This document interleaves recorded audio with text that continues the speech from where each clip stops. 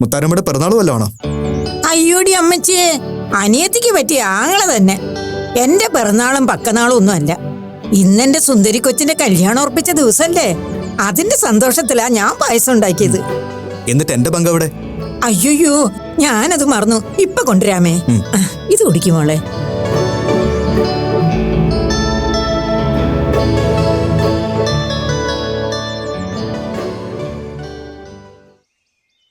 എന്തായാലും ആ കടമ്പ കടന്നു കിട്ടിയെന്ന് പറഞ്ഞാൽ മതിയല്ലോ. ഇത്ര പെട്ടെന്ന് പണിക്കർ സാറ് പച്ചക്കൊടി കാട്ടുമെന്ന് ഞാൻ പ്രതീക്ഷിച്ചല്ല മോളെ. പണിക്കർ സാറിനെ കൊണ്ട് അനുകൂലമായൊരു തീരുമാനം എടുപ്പിച്ചതിന് പിന്നിൽ ഉറപ്പായും അപ്പുവിന്റെ ഗീതാ മേഡത്തിന്റെ ഒക്കെ പ്രേരണയുണ്ടാവും. അല്ലാതെ നന്ദേട്ടൻ നിർബന്ധിച്ചിട്ടൊന്നും അല്ലല്ലോ. എന്നോട് സത്യം പറയാവൂ. ഏയ്, ഞാൻ എന്തിനു നിർബന്ധിക്കണം? എന്റെ ഭാഗത്തു നിന്ന് അങ്ങനെ ഒരു പ്രഷർ ഉണ്ടാകില്ലെന്ന് ഞാൻ നിനക്ക് വാക്ക് തന്നില്ലേ? നിന്നോട് സത്യം ചെയ്താൽ തല പോയാലും ഞാനത് തെറ്റിക്കില്ലെന്ന് നിനക്കറിയാലോ. എന്താ, നിനക്ക് വിശ്വാസമായില്ലേ? ആദ്യം പണിക്കർ സാറ് വലിയ ഗൗരവത്തിലാണ് സംസാരിച്ചു തുടങ്ങിയത്. ഞാനൊട്ടും വിട്ടുകൊടുക്കാൻ പോയില്ല. സാറിന് പൂർണ്ണ മനസ്സുണ്ടെങ്കിൽ മാത്രം ഈ കാര്യത്തെപ്പറ്റി ആലോചിച്ചാൽ മതിയെന്ന് പറഞ്ഞു. അപ്പോഴാ സാറിന് കാര്യത്തിന്റെ ഗൗരവം മനസ്സിലായത്. എതിർത്തിട്ടും വലിയ കാര്യമില്ലല്ലോ എന്ന് പറഞ്ഞു. അതുകൊണ്ട് തന്നെ ഭൂരിപക്ഷ അഭിപ്രായത്തെ മാനിക്കുന്നുണ്ടെന്നും പറഞ്ഞു. അതിനർത്ഥം എന്തു വന്നാലും അപ്പവും ഗീതാ മാഡവും ഈ പ്രപ്പോസലിൽ നിന്ന് പിന്നോട്ടില്ലെന്ന് വ്യക്തമാക്കി കാണും. അതാണ് എനിക്ക് മനസ്സിലായത്. അപ്പൊ VP സാറ് പൂർണ്ണ മനസ്സോടെ അല്ല ഇതിന് സമ്മതിച്ചത്? ഏയ്, അങ്ങനെ പറയാൻ പറ്റില്ല മോളെ. ആൾക്ക് സമ്മതമൊക്കെ തന്നെയാണ്. പക്ഷേ അതത്ര പെട്ടെന്നൊന്നും സമ്മതിച്ചു തരാൻ പുള്ളിയുടെ ഈഗോ സമ്മതിക്കുന്നില്ല, അത്രേ ഉള്ളൂ.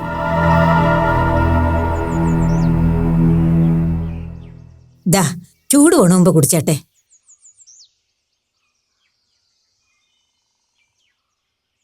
ആഹാ, അല്ല അസല് പായസം. അല്ലേ, ഈ കൊച്ചിതുവരെ ഇത് കഴിച്ചില്ലേ? ഞാൻ കഷ്ടപ്പെട്ട് വെച്ചതാ. ചൂടാറ്റിക്കളയാതെ വേഗം കഴിക്കുമോളെ. എന്തു പറ്റി മോളെ? എന്താ നീയാകെ വല്ലാതിരിക്കുന്നേ? അതേന്നെ, നല്ലൊരു കാര്യം അറിഞ്ഞിട്ടും കൊച്ചിന്റെ മുഖത്ത് മഴക്കാറാണല്ലോ സാറ്. എന്താ പറ്റിയത്? എന്താടി, എന്തു പറ്റി? ഒന്നുമില്ലേട്ടാ.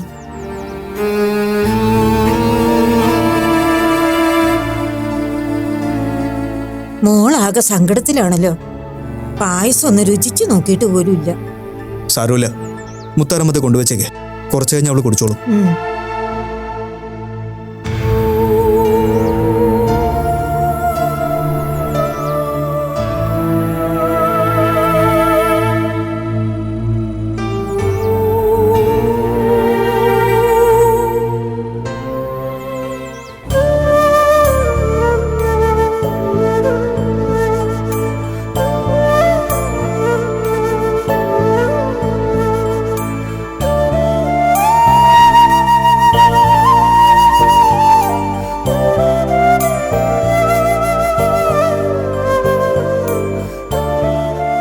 എന്തു പറ്റി മോളെ നിനക്ക്? എന്താ നിന്റെ ഉള്ളില്? ഏയ്, ഒന്നുമില്ലേട്ടാ. അത് വെറുതെ. നിന്റെ ഈ മുഖം കണ്ടാൽ ഏട്ടൻ അറിയില്ലേ? പറ, എന്തോർത്ത എന്റെ കുട്ടി സങ്കടപ്പെടുന്നേ? ശരി, ഇനി നിനക്കത് പറയാൻ ബുദ്ധിമുട്ടുണ്ടെങ്കിൽ ഞാനൊന്ന് ഗസ് ചെയ്യട്ടെ. പക്ഷെ എന്റെ ഗസ് ശരിയാണെങ്കിൽ നീ അത് സമ്മതിക്കണം. ഏറ്റോ? ഏട്ടന് വെറുതെ തോന്നുന്നതാ. എനിക്ക് ഒരു വിഷമമില്ല. അതവിടെ നിൽക്കട്ടെ. കാര്യങ്ങൾ ഇതുവരെ എത്തിയിട്ടും അപ്പോ ഇതുവരെ നിന്നെ കോണ്ടാക്ട് ചെയ്യാത്തതിലുള്ള സങ്കടമല്ലേ എന്റെ കുട്ടിക്ക്?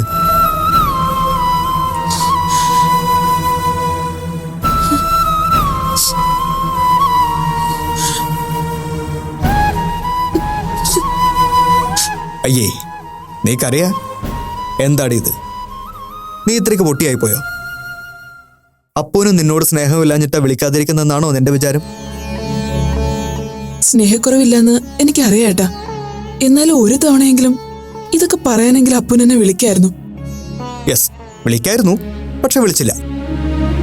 അതിന്റെ കാരണം എന്തായിരിക്കുമെന്ന് എന്നേക്കാൾ നന്നായി നിനക്കറിയുകയും ചെയ്യും. നിങ്ങൾ തമ്മിലായിരുന്നില്ലേ അപ്പുവിന്റെ കാര്യത്തിൽ അങ്ങനെ ഒരു ഉടമ്പടി വെച്ചത്? ഇതിനിടയിൽ അപ്പുവിനെ അങ്ങോട്ടൊന്ന് വിളിച്ചു നോക്കാൻ ഞാനും നിളയും വയ്ക്കാൻ നിന്നെ എത്ര പ്രാവശ്യം നിർബന്ധിച്ചു. എന്നിട്ട് നീ എന്താ അത് കേൾക്കാതിരുന്നേ? അപ്പുവിന് നീ കൊടുത്ത വാക്ക് നിനക്ക് പാലിക്കണമായിരുന്നു, അല്ലേ? പക്ഷേ അപ്പു കാണില്ലാന്ന് ശടിച്ചവരെയൊക്കെ വീണ്ടും കണ്ടല്ലോ. എന്നിട്ടും എന്റെ അടുത്തേക്കൊന്നും വരാൻ തോന്നിയില്ല. അതിലെനിക്ക് സങ്കടമൊന്നുമില്ല. പക്ഷെ ഒന്ന് വിളിക്കെങ്കിലും ചെയ്യായിരുന്നല്ലോ. എന്തുകൊണ്ട് അപ്പോ നിന്നെ ഒന്ന് വിളിക്കുമെങ്കിലും ചെയ്യുന്നില്ല എന്നൊരു ആശങ്ക നിന്നെ പോലെ തന്നെ എനിക്കുണ്ടായിരുന്നു മോളെ. നിളയം പലതവണ ഇതേപ്പറ്റി എന്നോട് ചോദിച്ചിരുന്നു. അപ്പോഴൊന്നും ഞാൻ ഇതേപ്പറ്റി നിന്നോട് ചോദിക്കാതിരുന്നത് നിന്നെ കൂടെ ആദ്യ പിടിപ്പിക്കണ്ടല്ലോ എന്ന് കരുതിയിട്ട് തന്നെയാണ്. ഇടയ്ക്ക് അപ്പൂനെയും ഗീതാ മേഡത്തെയും കണ്ടപ്പോൾ എൻ്റെ ആശങ്ക അവർക്ക് മനസ്സിലാവുന്ന രീതിയിൽ തന്നെ ഇൻഡയറക്റ്റായി ഞാൻ സൂചിപ്പിക്കുകയും ചെയ്തു. രണ്ടുപേരും വളരെ പോസിറ്റീവായിട്ടാണ് അതിനോട് റെസ്പോണ്ട് ചെയ്തത്. അപ്പു കുറെ കൂടി എന്നോട് ഈ കാര്യം തുറന്ന് സംസാരിക്കുകയും ചെയ്തു. പിരിയാൻ നേരം നിന്റെ കാര്യങ്ങൾ തിരക്കി വിളിച്ചോളാമെന്ന് ഇങ്ങോട്ട് പറയുകയും ചെയ്തു. പക്ഷേ അപ്പോൾ നിന്റെ കാര്യത്തിൽ ഒരു വിട്ടുവീഴ്ചയ്ക്കും തയ്യാറില്ലെന്ന് എനിക്ക് പൂർണ്ണമായി മനസ്സിലായത് ഞാൻ അങ്ങനെ ഒരു ആവശ്യം മുന്നോട്ട് വച്ചപ്പോഴാണ്. സാറിന് മാതിരക്കും തന്ന വാക്ക് ഞാൻ ഒരിക്കലും തെറ്റിക്കില്ല എന്ന് പറയുമ്പോൾ ആ കണ്ണുകളിലെ തെളിച്ചം മാത്രം മതി അത് ആത്മാർത്ഥമായും പറഞ്ഞതാണെന്ന് മനസ്സിലാക്കാൻ. ഇനി ഏത് നിമിഷവും നിനക്ക് അപ്പുവിൽ നിന്ന് ഒരു കോള് പ്രതീക്ഷിക്കാം. അല്ലെങ്കിൽ വേണ്ട, ഇനിയിപ്പോ നിനക്ക് അങ്ങോട്ട് വിളിക്കുന്നതിൽ തടസ്സമൊന്നുമില്ലല്ലോ. നീ ജസ്റ്റ് ഒന്ന് വിളിച്ചു നോക്ക്. ഏയ്, അത് വേണ്ട ഏട്ടാ. ഞാനായിട്ട് അപ്പുവിനെ അങ്ങോട്ട് വിളിക്കാൻ പോണില്ല. അപ്പുവിന് ഇങ്ങോട്ട് വിളിക്കാനോ വരാനോ തോന്നുന്നുണ്ടെങ്കിൽ മതി. വാശിയുടെ കാര്യത്തിൽ നിന്നെ പണ്ടേ ആർക്കും തോൽപ്പിക്കാൻ പറ്റില്ലെന്ന് എനിക്ക് നന്നായിട്ട് അറിയാം. എന്നാൽ ക്ഷമയോടെ കാത്തിരിക്കാനുള്ള മനസ്സുണ്ടോ? അതുമില്ല. ഇത്രയും നാള് ഞാൻ ക്ഷമയോടെ കാത്തിരുന്നില്ല ഏട്ടാ. എന്നാൽ ആ കാത്തിരിപ്പിന് ദ എൻഡ് എന്നുള്ള ടൈറ്റിൽ കാർഡ് എഴുതി കാണിക്കാൻ നേരമായെന്ന് വിചാരിച്ചോ? നിനക്ക് അപ്പുവിനോടുള്ള ഈ സ്നേഹത്തിന്റെ ശക്തിക്ക് മുന്നിൽ എല്ലാ എതിർപ്പുകളും അലിഞ്ഞില്ലാതായില്ലേ? യഥാർത്ഥ സ്നേഹം അങ്ങനെയാണ് മോളെ. ആരൊക്കെ എത്രയൊക്കെ തട്ടിത്തെറിപ്പിക്കാൻ ശ്രമിച്ചാലും അണകെട്ടി തടയാൻ നോക്കിയാലും അതോടൊടുവിൽ എത്തേണ്ടടുത്ത് തന്നെ ഒഴുകിയെത്തും. നിങ്ങളുടേത് അങ്ങനെ ഒരു സ്നേഹബന്ധമാ. എല്ലാ തടസ്സങ്ങളും മറികടന്ന് അതോടൊടുവിൽ യാഥാർത്ഥ്യമാകാൻ പോവുകയാണ്. ഹൗ, ഇപ്പോഴെങ്കിലും നിന്റെ മുഖത്തൊരു ചിരി കണ്ടല്ലോ, ആശ്വാസമായി. ഇനി ഈ ഏട്ടന് സമാധാനത്തോടെ ഇരിക്കാലോ. ഇനി പോയി മുത്താരമ ഉണ്ടാക്കി ആ പായസം എടുത്ത് കഴിച്ചേ. ഇനി അതിന്റെ കരച്ചിലും പിഴിച്ചിലും കൂടി ഞാൻ കാണേണ്ടി വരും. വേഗം ചെല്ല്.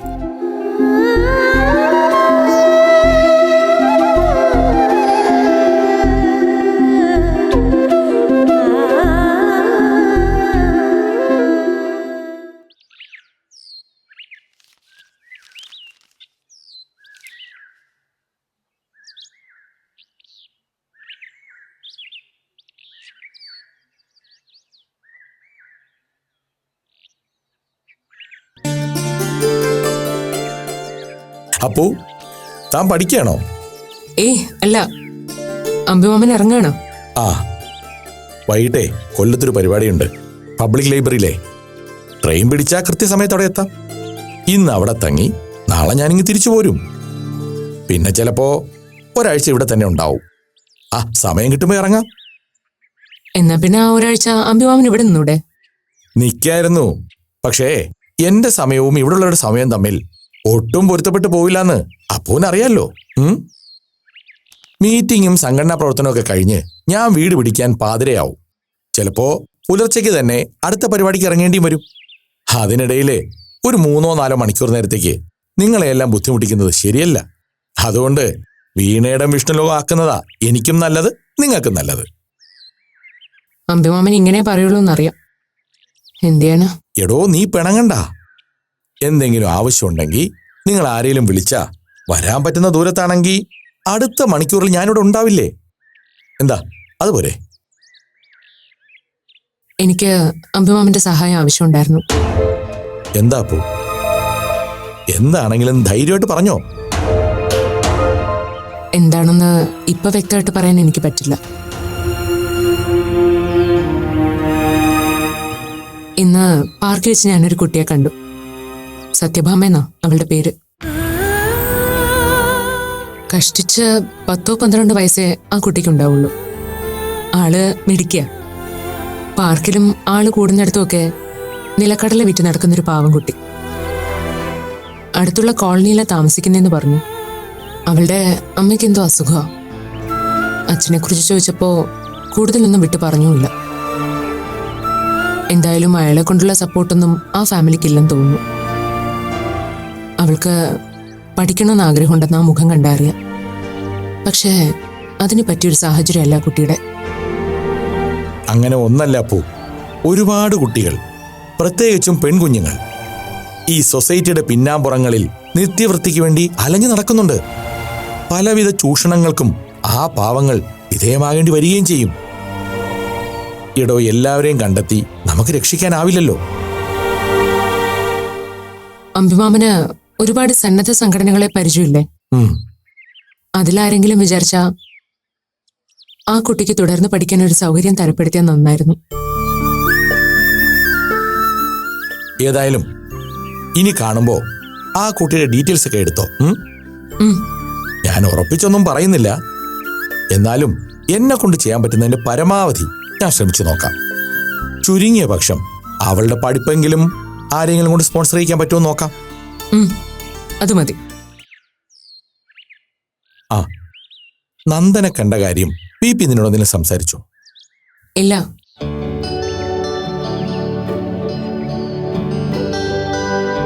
ഞാൻ കരുതി അമ്പിമാമൻ ആരോടും പറയാതെ സ്ഥലം വിട്ടു എന്ന്. അങ്ങനെ എനിക്കങ്ങ് പോവാൻ പറ്റുമോ? അതെ, ഞാനിപ്പോ BP-യുടെ കാര്യം അപ്പുവിനോട് ചോദിക്കായിരുന്നു. ആള് മയക്കം കഴിഞ്ഞ് എഴുന്നേറ്റോ? ഇല്ല, ഞാനിപ്പോ നോക്കുമ്പോഴും നല്ല ഉറക്കത്തിലാ. അങ്ങനെ ഉച്ചവർഗം പതിവുള്ളതൊന്നും അല്ല. ടയേർഡായിട്ടുണ്ടാവും. പിന്നെ വിളിക്കാന്ന് കരുതി. ഉറങ്ങട്ടെ. BP-ക്ക് ഇപ്പോ കാര്യമായ റിലാക്സേഷന്റെ ആവശ്യമുണ്ട്. കഴിഞ്ഞ കുറച്ച് ദിവസങ്ങളിലായി ആള് നല്ല പ്രഷറിലായിരുന്നുവെന്ന് കണ്ടപ്പോഴേ എനിക്ക് തോന്നി. എല്ലാത്തിനോടും ഒന്ന് പൊരുത്തപ്പെട്ടു വരാൻ കുറച്ച് സമയമെടുക്കും. അപ്പോഴേ നീയോ അപ്പുവോ നന്ദനെ വിളിച്ച് രണ്ടു കൂട്ടർക്കും സൗകര്യമുള്ള ഒരു ഡേറ്റ് നോക്കി വെക്ക്. മറ്റ് അസൗകര്യങ്ങളൊന്നും ഇല്ലെങ്കിൽ നമുക്ക് അന്ന് തന്നെ അതങ്ങ് ഫിക്സ് ചെയ്യാം. ചടങ്ങിനിപ്പോ അധികം ആളും ആർഭാടമൊന്നും വേണ്ടല്ലോ. അങ്ങനെ ചടങ്ങായിട്ടൊന്നും വേണമെന്നില്ല അമ്പിമാമ. ആദരിക്കും നന്ദൻ സാറിന് ബോധ്യപ്പെടാൻ വേണ്ടി ഒരു വാക്കുറപ്പിക്കൽ, അതിന്റെ ആവശ്യമുള്ളൂ. മതി, അത്രയും മതി.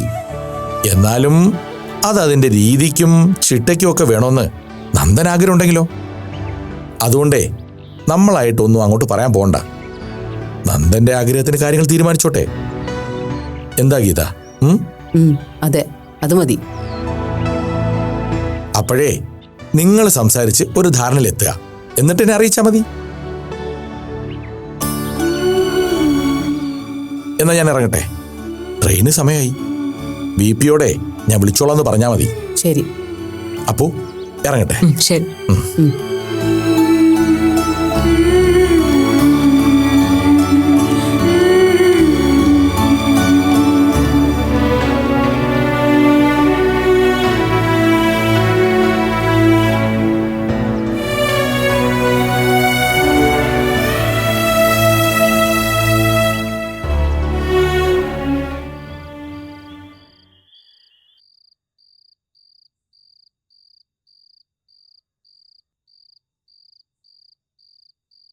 അപ്പോ കാര്യങ്ങളൊക്കെ നീ അറിഞ്ഞു കാണല്ലോ അല്ലേ?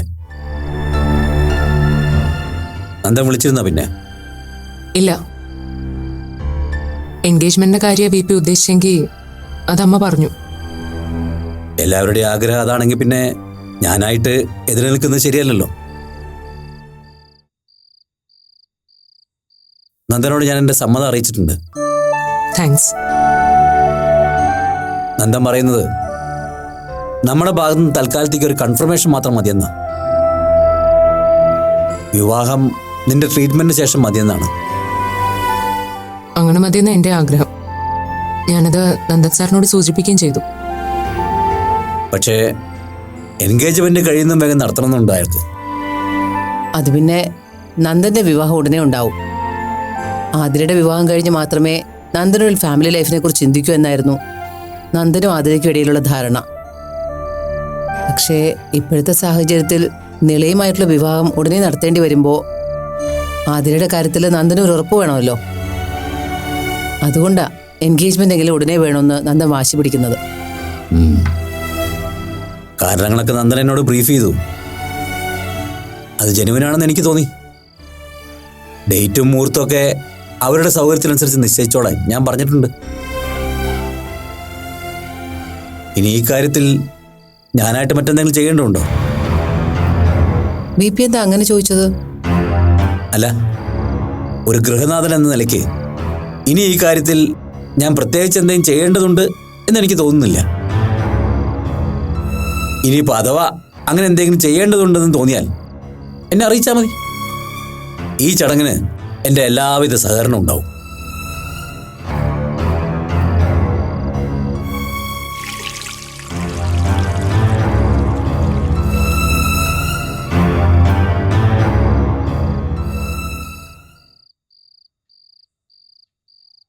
BP ഒരു ചടങ്ങ് തീർക്കൽ ലൈനാണല്ലോ അമ്മ. അതിനർത്ഥം BP പൂർണ്ണ മനസ്സോടെയല്ല ഇതിന് സഹകരിക്കുന്നതെന്ന് തന്നെയാ അല്ലേ അമ്മ? BP എങ്ങനെ വേണമെങ്കിലും കരുതിക്കോട്ടെ അപ്പു. ഏതായാലും BPയുടെ ഭാഗത്തുനിന്ന് എതിരഭിപ്രായമൊന്നും ഉണ്ടായില്ലല്ലോ. അത്രയും സമാധാനമായില്ലേ? BP ഇതിനൊരു കാലത്ത് സമ്മതിക്കില്ല എന്ന് പേടിച്ചിരിക്കായിരുന്നു ഞാൻ. എന്തായാലും അങ്ങനെയൊന്നും ഉണ്ടായില്ലല്ലോ. അപ്പോ രണ്ടുപേരുടെ സൗകര്യം നോക്കി ഒരു ഡേറ്റ് ഉറപ്പിച്ചോളാൻ നന്ദനോട് ഞാനൊന്ന് വിളിച്ച് പറഞ്ഞേക്കാം, അല്ലേ അപ്പു? വരട്ടെ അമ്മ. ഡേറ്റ് ഫിക്സ് ചെയ്യുന്നതിന് മുമ്പ് എനിക്ക് നന്ദൻ സാറും ആതിരയുമായി ചില കാര്യങ്ങൾ സംസാരിക്കാനുണ്ട്. അതിന്റെ കൂടെ അഭിപ്രായം അറിഞ്ഞിട്ട് ഡേറ്റ് ഫിക്സ് ചെയ്താൽ മതി. അത് അപ്പു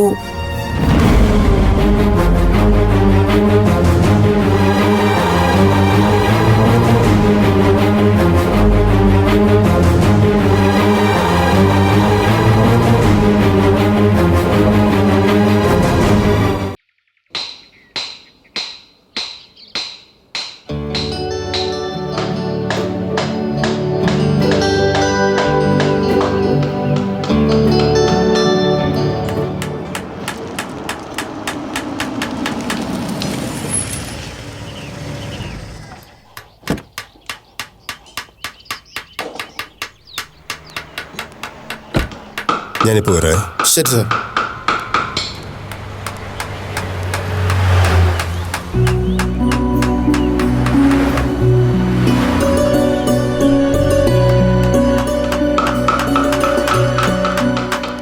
ആ VP വാ. മുരളി തിരക്കിലായിരുന്നോ? വേറൊരു സൈറ്റിലേക്ക് പോകാനിരുന്നതാ. അപ്പോഴാ VPയുടെ ഫോൺ വന്നേ. എന്നാ പിന്നെ VPയെ കണ്ടിട്ട് പോകാമല്ലോ എന്ന് കരുതി. എന്താ VP കാണണമെന്ന് പറഞ്ഞു? മുരളി വരൂ.